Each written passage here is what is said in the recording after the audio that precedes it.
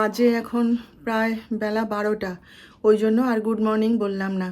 তো পূর্বাজ লাইফস্টাইলে আপনাদের সবাইকে স্বাগত জানিয়ে আজকের ব্লগটা শুরু করছি। আশা করি আপনারা সকলে ভালো আছেন। তো আজকে হচ্ছে গিয়ে বুধবার, আর এখন বাজে তো বললাম বেলা 12টা। একটুখানি দেরি হয়ে গেল, কেন কি সকালে আজকে মানে কোনো রকমে বাসি কাজ অর্ধেক সেরে রেখে ব্যাংকে গিয়েছিলাম।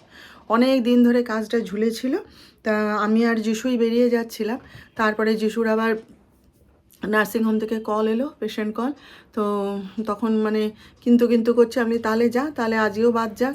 মানে রোজই না যাচ্ছি যাব করে আর যাওয়াই হচ্ছে না কাজটায়। তারপরে ডাক্তার সাহেব চান করে বেরোচ্ছিলেন, তো বলে তুই চলে যা, তাহলে আমি তোর মাকে নিয়ে যাচ্ছি বলে দুজনে গেছিলাম। গিয়ে মানে কাজটা কমপ্লিট হলো, এটাই আমার শান্তি লাগছে জানেন। বহু দিন ধরে ঝুলেছিল, আর ওরকম কাজ ঝুলে থাকলে না আমার ভীষণ বিরক্তি লাগে। আমার সব সময় কমপ্লিট কাজ চাই, আমার ওই ভাল লাগে না কোনো কাজ ঝুলে থাকলে। আমার সেটা মাথা ব্যথার একটা মানে কারণ হয়ে দাঁড়ায়। তো যাই হোক করে এই আধা ঘন্টা হলো ফিরেছি। পুজোটা দিয়ে যেতে পারিনি আজকে, কারণ চলো চলো চলো চলো করে এমন দৌড় করালো। ওই গোপালকে ঘুম থেকে তুলে দিয়েই বলি আসছি তুই দাঁড়া বলে দিয়ে ছুটে চলে গেছিলাম। তা সে রোদ, আর যখনই দেখবেন কোনো কাজে আপনি বেরোবেন না, তখনই দেখবেন ফাটিয়ে রোদ। এই যে দেখুন ঘরে ঢুকে গেছি, এখন দেখুন মেঘলা করে আসছে। তো গিয়ে টোটো পাই না, তারপরে অনেকক্ষণ দাঁড়িয়ে থেকে থেকে টোটো পেলাম একটা, পেয়ে গেলাম। গিয়ে কাজটা যা হোক হয়ে গেল চট করে, দিয়ে এই বাড়ি ফিরলাম আর কি। হ্যাঁ, তো এসে আবার চট করে জামা কাপড় ছেড়ে মাথায় গঙ্গা জল দিয়ে হাত পা ধুয়ে পুজোটা আগে সেরে নিলাম। নিয়ে মানে খিদে আর কি বলবো, খিদে তো পুরো গলার কাছে চলে এসছে। তা ওই চা আর রুটি খেলাম। এখন আর কি খাবো বলুন তো। হ্যাঁ, তো যিশু মুখের দিকে তাকিয়ে আছে, বলে কি মা আমাকে দেখছো, কথা বলছো না? আমি বলি দাঁড়া আগে আমি খেয়ে, এত খিদে পেয়েছে না যে আমি আর কথা বলতে পারছি না, আগে খেয়ে ঠান্ডা হই তারপরে কথা বলছি। বলে খাও খাও। তো যাই হোক, বাকি কথা পরে বলছি।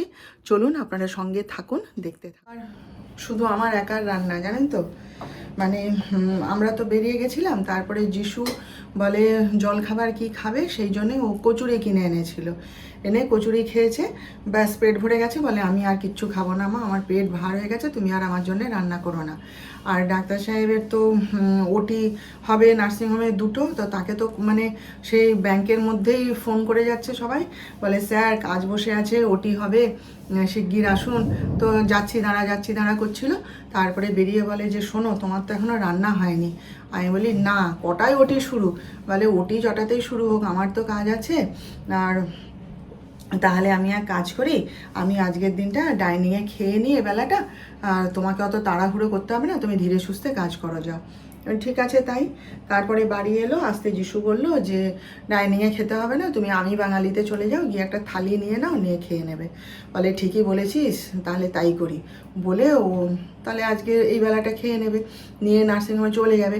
এখন দুটো পর পর ওটি ওর কাজ আছে, তারপরে আরও পেশেন্ট আছে, সেই সব সেরে টেরে ও আস্তে আস্তে আজকে সে 6টা 6:30 কি তার বেশিও হয়তো হয়ে যাবে, জানি না। তো যাই হোক, তাহলে আমার জন্য আর অত কি করব, একটুখানি মাছের ঝোল ভাত করে নেব, আর একটুখানি দেখি বেগুন পোড়া টোড়া কিছু করে নিয়ে খেয়ে নেব। এই হচ্ছে আজকের মানে রান্নার গল্প আর কি। হ্যাঁ, তো দেখি চলুন কি রান্না করা যায় না করা যায়। ডাক্তার সাহেব তো সেদিন অ্যাক্সিডেন্ট করেছে জানেন তো, খুব জোর বেঁচেছে। মানে ওই আঘাতটা যদি ওর পায়ে লাগতো, আজকে ডাক্তার সাহেব হাসপাতালে ভর্তি, মানে বিরাট ঘটনা ঘটে যেত। একেই তো ওর পায়ে আমার বিয়ের আগে বিরাট বড় অ্যাক্সিডেন্ট হয়েছিল জানেন, কলকাতায় তখন পড়তো। আর ওই গাড়িতে ধাক্কা মেরে দিয়েছিল 4 চাকা দিয়ে, সে নাকি ফুটপাতের উপর পড়েছিল। তারপরে সব ধরাধরি করে নিয়ে গেছিলো, সে বিরাট ঘটনা এসে আমি শুনেছি। হ্যাঁ, সে পায়ে ওর এতখানি কাটা দাগ আছে, বহু চিকিৎসা করে তারপর ওকে সারানো হয়েছিল।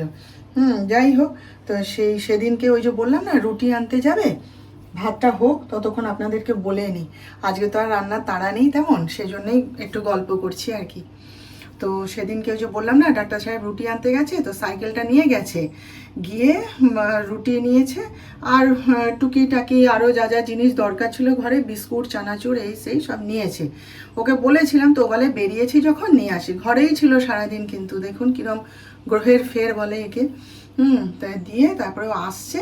আর এখানে তো মানে কি বলুন তো, টোটো আর বাইকের এত উৎপাত যে মানে ধারণা করতে পারবেন না।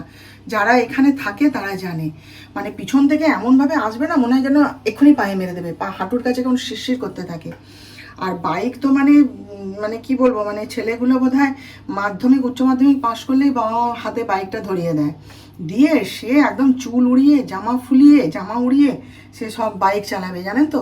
একটা বাইকের উপরে 3জন 4জন চড়বে, আর মানে শেষের জন বসার জায়গা না পেলে এবার দাঁড়িয়ে পড়বে, দাঁড়িয়ে থাকবে, দিয়ে সে মানে আপনার পাশ দিয়ে পাস করবে তো শুধু একটা হুশ করে আওয়াজ হবে, আপনি দেখতে পাবেন না কিছু, এত তাদের স্পিড দিয়ে চালিয়ে দেবে। আর স্পিড তুলছে মোড়ের কাছে এসে কাছে এসে মানুষ তো স্পিডটা কমায়, ওসব তো নেই। হ্যাঁ, একদম মানে এক স্পিড শুরু করবে, ব্যাস হাওয়ায় বেরিয়ে যাবে। তো এরকম ও তার নিশ্চিন্ত মনে সাইকেল নিয়ে আসছে। ও আর সাইকেল আর কত জোরে চলবে, আর ডাক্তার সাহেব না বেশি জোরে গাড়ি চালায় না, কখনোই চালায় না। ব্যাস এসে পিছন থেকে ধাম করে মেরে দিয়েছে, জানেন আমাদের এখানে ওই সিজলার বলে একটা রেস্টুরেন্ট আছে, সেইখানে মোড়ে ওই মায়ের মন্দিরের থেকে এগিয়ে এসে একটু মেরে দিয়েছে, ব্যাস সাইকেল থেকে ছিটকে পড়েছে। এবার মানে ভগবান বাঁচিয়েছে যে মানে ওর কিছু বিশেষ হয়নি, মাথায়ও লাগেনি মুখেও লাগেনি। ওই হাতে এরকমভাবে হাতে পাথরের উপর সাপোর্ট দিয়ে পড়েছে, তো ওই হাতের আঙুলগুলোতে কালশিটে পড়ে গেছে। তাও তো থ্রম্বোফাব জেল লাগিয়ে দিলাম, তাও হচ্ছে না, দিয়ে আমি ওটা লাগাতে থাকো, ও কিছু করার নেই। আর কোথাও কোমর টোমরেও কোথাও লাগেনি, ওই হাঁটুতে একটু ছিলে গেছে, গোড়ালির কাছে একটু ছিলে গেছে, কিন্তু সাইকেলটা একদম দুমড়ে মুচড়ে দিয়েছে, জানেন। আর সে সাইকেল না দেখলে আপনারা বিশ্বাস, ছোটু এসে আমাকে ছবিটা দেখাচ্ছে, দোকানে দিয়ে এসেছিলো তো, ছবি তুলে নিয়ে এসছে বাড়িতে দেখাবে বলে, বলে মামি দেখো সে সাইকেলটার উপরে, মানে সাইকেলটার যে অবস্থা হয়েছে না, ওই ধাক্কাটা যদি ওর পায়ে মারতো আজকে পা শেষ হয়ে যেত আজকে। মানে ভগবান বাঁচিয়েছে। এই হচ্ছে শনি, জানেন তো।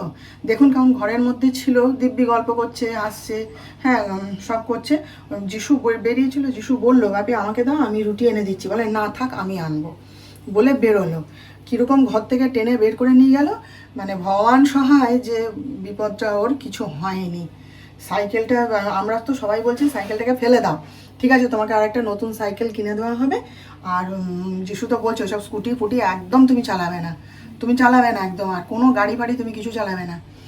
দিয়ে তারপরে তো ওষুধ টষুধ খাচ্ছে, সেরকম কিছু তো লাগেনি।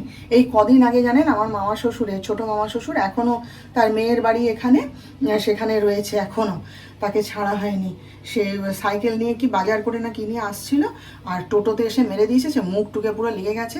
কালকে দেখা করতে এসেছিলো, ওই ভাগ্নে অসুস্থ হয়েছে শুনে, সে এখনও তার এখানে লাগানো। এসে তো হইচই, হ্যাঁ কোথায় লেগেছে কী লেগেছে এ লেগেছে। আর আমি মামা আপনি কেমন আছেন, বলে না আমি ভালো আছি। জানেন এত উৎপাত হয়েছে আজকাল। ছেলেগুলো তো সব জল টল এই দিয়েছে, দিয়ে নাকি কান ধরে ক্ষমা টমা চেয়েছে, বলে ও এবার ডাক্তার সাহেবের তো দয়ার শরীর, আর ঠিক আছে কান ধরে ক্ষমা চেয়েছে ছেড়ে দাও বলে ছেড়ে দিয়েছে। এবার আমাদেরকে আর ফোন করেনি, আমাকে এবার যিশুকে ফোন করেনি, ছেলেকে ফোন করলে তো জানে গিয়ে তো একদম পুরো মারপিট লাগিয়ে দেবে, ধরে তো এ করবে, যিশুর রাগ প্রচণ্ড। ও কী করেছে, উপরে ওর ভাইকে মানে আমার দেওরকে আর দেওরের ছেলেকে ফোন করেছে, তারাও আর জানানোর সময় পায়নি, দৌড়েছে গিয়ে নিয়ে এসে আমার দেওর দেখি না এসে দরজায় জোরে জোরে ধাক্কা মারছে। আমি টিভি দেখছি বসে বসে, আমি কি করে জানবো। তো বলে যে এরকম এরকম অ্যাক্সিডেন্ট হয়ে গেছে, এরকম এরকম ব্যাপার। দিয়ে তারপরে তো সব শুনলাম, জানেন। আমার দেওরেরও তো কদিন আগে, ওই যে বললাম না আপনাদের, কদিন নয় বছর আগে, ওই নার্সিংহোমের সামনে রাস্তা পারাপার হচ্ছিল, আর সে বাইকে এসে মেরে দিয়ে বেরিয়ে গেল, ব্যাস সে বিরাট অ্যাক্সিডেন্ট হয়েছিল, হাঁটুর লিগামেন্ট ছেড়ে গেছিলো। তাকে আবার সেই নাইটিঙ্গেল হসপিটালে নিয়ে গিয়ে পা ঠিক করে নিয়ে এলো ওই ডাক্তার সাহেব নিজেই, জানেন। সে কী অবস্থা, সে ছ্যাঁচড়াতে লাইট পোস্টের কাছে গিয়ে মানে ভাগ্যে মাথাটা ঠেকেনি, তার বেঁচে গেছিলো। এইরকম অ্যাক্সিডেন্ট হয়েছে, ওই জন্য আজকে দুজনে মিলে টোটোয় করে গেছিলাম, আবার টোটোয় করেই ওকে পাঠানো হয়েছে। যিশু দেখুন এত করে বললো যে তুমি সাইকেলটা ফেলে দাও বাপি, ওটা ওরম দুমড়ে মুচড়ে গেছে, চলো আমি তোমাকে ভালো সাইকেল কিনে দিচ্ছি। না, ওই সাইকেলে দোকানে দিও এখন ঠিক করাবে, বুঝলি না, হাতের পাঁচ একটা রাখা হয়, মানে হাতের পাঁচ, ওকে একদম স্কুটি ফুটি আর চালাতে দিবি না, ও যেমন আছে থাক বলে। ওই জন্য আজকে দুজনে টোটোয় করে গেছিলাম, টোটোয় করে এসছি, জানেন। মাথাটায় আজকে একটুখানি তেল দিলাম, জানেন, শ্যাম্পু করব। সেই যে মাথায় শ্যাম্পু করে নিয়ে বেড়াতে গেছিলাম, তারপর থেকে এসে থেকে মানে আর শ্যাম্পু আর দেওয়ার সময় হয়ে ওঠেনি। কি করে দেব, নানা কাজ। তারপরে এই যে পুজো আচ্চা গেল, তারপরে আমার শনিবার ছিল, তারপরে গতকাল মঙ্গলবার গেছে, তার আগের দিন আবার সোমবার। হ্যাঁ, কি করে দেবো বলুন, চুল যেন পুরো সে সনের দড়ি হয়ে গেছিলো জানেন। ওই জন্য আজকে একটুখানি যত বেলাই হোক, আমি যখন একা খাবো আর তো তাড়াহুড়ো নেই, আমি ওই জন্য একটুখানি মাথায় তেল দিলাম বসে বসে, ভাতটা বসিয়ে দিয়ে মাথায় একটু তেল দিলাম জানেন। এমন কতদিন গেছে না তেল ফেল কিছু দিইনি, মাথায় শ্যাম্পু করে নিয়ে বেরিয়ে এসেছি। তো অনেক দিনই চুলের তেলটা দেওয়া হয়নি, সেই জন্য আজকে দিয়ে নিলাম একটুখানি, দিয়ে এবার রান্না টান্না করছি। রান্না করে ফেলেছি, এই যে ঢ্যাঁড়সের ঝাল করেছি একটুখানি, এখানে বেগুন পোড়া, আর এই যে মাছের ঝোল। আমার আজকে আবার কাকলি আসেনি জানেন তো। আসেনি বলতে কি মানে ও যখন এসছে আমি তখন ব্যাংকে চলে গেছি, আজকে ও সকালে আসেনি। হ্যাঁ, তো তারপরে এসে নাকি অনেক ডাকাডাকি করেছে, এবার যিশুও ছিল না ঘরে, সেও তো তার চেম্বারে চলে গেছিলো, সেই জন্যে হয়নি। তাই মাকে এখনই ফোন করে বললাম যে একটু যদি তোমাদের দুপুরের বাসন মাজতে আসে বলে দিও যে বৌদি ডেকেছে, বড় বৌদি, একটু বাসনগুলো ধুয়ে দিয়ে আসতে। কি করব বলুন তো, সব দিক কি সামলানো যায়? একটা করতে গেলে আর একটা এরকম ডিস্টার্ব হবেই, কিছু করার নেই। জানেন, যখন এই যে বেড়াতে গেছিলাম না, তখন বর্ধমানে ওই যে সেই 108টা শিব মন্দির দেখালাম আপনাদের, তো সেইখানে যে মানে ক্যান্টিনটায় আমরা খেয়েছিলাম, ওদের ওখানে না ধোসা খেয়েছিলাম, তারপরে সাম্বার বড়া খেয়েছিলাম, তার মধ্যে একটা আমি খেয়েছিলাম পাপড়ি চাট। জানেন, ডাক্তার সাহেব খাইয়েছিলেন, বলে পাপড়ি চাট খাবে, তা আমি বলি ওতে তো মিষ্টি দেয়, মিষ্টি চাটনি দেয় না, আমি কি করে খাবো। তো ওরা ওটা শুনেছিল, শুনে বলে কি, ম্যাডাম আপনি খাবেন, আপনাকে মিষ্টি ছাড়া বানিয়ে দেবো। তা দাঁড়িয়ে দাঁড়িয়ে দেখেছিলাম যে ওরা মিষ্টি ছাড়া কেমন করে বানায়, আর দুর্দান্ত বানিয়েছিল জানেন, দুর্দান্ত বানিয়েছিল। মানে ওই মিষ্টি চাটনি ছাড়াও যেরকম সুন্দর বানানো যায়, খাবারটা খেতে হয়, আমি এই প্রথম খেলাম। তো আমি দাঁড়িয়ে দাঁড়িয়ে দেখেছিলাম ওটা কীরকম করে বানায়। তা সেইটা বাড়ি আসার পর থেকে না নিজে বানিয়ে খেতে খুব ইচ্ছে করছে। আর আমার হাজব্যান্ডও বলছে তুমি নিজে বানাও, দেখলে তো কেমন করে বানাও। তারপরে দই বড়া, ওগুলো তো দোকানেরগুলো তো আমি খেতে পারি না। সে নিয়ে এলে না, তাকে সে কলের জলে ধুয়ে তারপরে তাকে চিপে তারপর শুকনো শুকনো করে খেতে হয়, সে ভাল লাগে না, বিরক্তি লাগে খেতে। তো বাড়িতেও দই বড়া বানানো যায়। তা ডাক্তার সাহেব সেদিন বলছিলেন মিষ্টি চাটনি দেবে না তুমি, তেঁতুলের চাটনি যদি বানাও, তোমার তো সুগার ফ্রি আছে, তুমি তাই দিয়ে বানাবে। তা আজকে দুপুরবেলা শুয়ে শুয়ে সেটা চিন্তা করছিলাম যে হ্যাঁ, বাড়িতে বানিয়ে নিলেও তো আমি পারি, তাহলে সব দিক থেকে সেফ হয় আর আমি খেতেও পারি। তারপরে ইউটিউবে বসে সারা দুপুর বসে শুয়ে শুয়ে দেখলাম জানেন। দিয়ে তারপরে আজকে তো বিকেলে বাজারে যাওয়ার ছিলই, ওই কালকে বৃহস্পতিবার না, সে ফুল মালা আনতে যাবো। তো যিশু বলে মা চলো আমিও যাবো, আজকে বিকেলে আর কোনো কাজ নেই, আমি চ বলে দুজনে বেরিয়েছিলাম। তো গিয়ে ওই ঝুড়ি ভাজা, তারপরে তেঁতুল, তারপরে বিউলির ডাল সব কিনে নিয়ে এলাম জানেন, বানাবো ঘরে।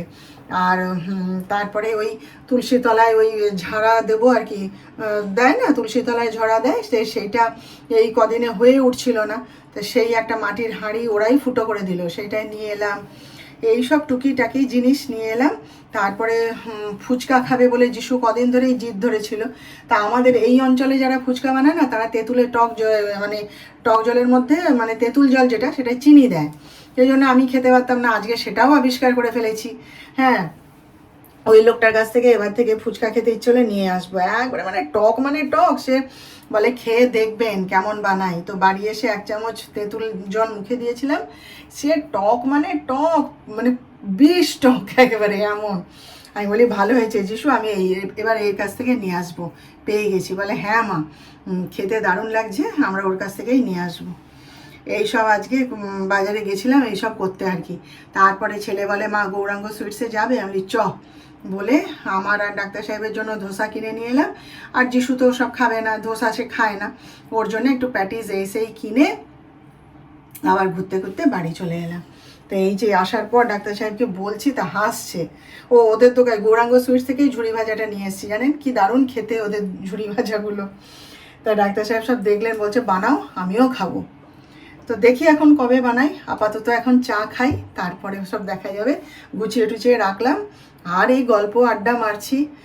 তিনজনেই, ওরা দুজনেই ঘরে চলে এসছে, তো গল্প আড্ডা এসব হচ্ছে আর কি। তো চলুন না চাটা বানিয়ে একটুখানি খেয়ে নিই, তারপরে ঘরটা গুছাবো। সকাল থেকে ঘর একবার এসে লন্ডভন্ড করে রেখে দেয় এরা, যত গুছাই তত নোংরা হয় জানেন। চলুন হ্যাঁ, পরে আবার কথা বলবো। সাহেব নাকি আমাদের সবাইকে সর্ষে পোস্ততে খাওয়াতে নিয়ে যাবে, বুঝলেন। এসে দেখাচ্ছে, বলছে বিবাহবার্ষিকীর ঘোরাটা তো আমাদের হয়ে গেল, এবার খাওয়াটা সারতে হবে।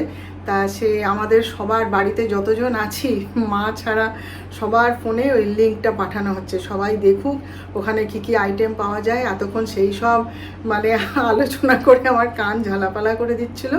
তারপরে ভেটকি পাতুরি দেখিয়েছে, আমি বলি ও বাবা, এই তো দারুণ খাবার, আমার জিভে জল এসে যাচ্ছে। বলে তাই, তাহলে তো যেতেই হবে তোমাকে নিয়ে খেতে।